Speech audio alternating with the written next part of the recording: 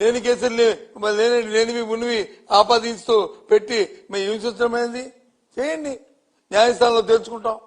అంతేగాని ఏంటిది మరి మంచి అంబటి రాంబాబు గారు ఎప్పుడు మాట్లాడుతుంటారు, ఎప్పుడు అసభ్యంగా మాట్లాడలేదే, ఎప్పుడు లైన్ తప్పి మాట్లాడలేదే.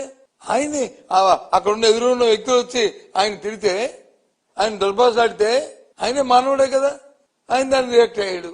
దాన్ని మళ్ళీ ఇంటికి వచ్చి పశ్చాత్తాపంగా దాన్ని అనకూడదు అని చెప్పి విత్డ్రా అయ్యాడు. 4-5 గంటలు ఏం రాత్రి 10:30 చేసిన పని నువ్వు సాయంత్రం 7 గంటలకు ఎందుకు చేయలేదు?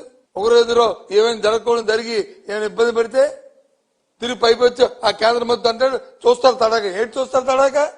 ఇది ప్రజాస్వామ్య దేశం. ఇది నువ్వేదో నిన్న కాక మన అమెరికా చూస్తుంటావు. నీకు డెమోక్రసీ గురించి కానీ చట్టాల గురించి కానీ తెలియకపోతే తెలుసుకో.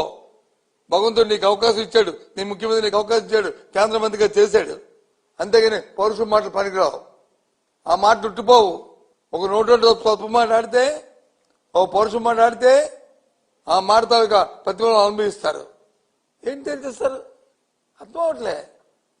ఈ రాష్ట్రంలో ఎప్పుడు చూడలే ఈ తెలుగు రాష్ట్రాల్లో ఇలాంటి పరిణామాలు.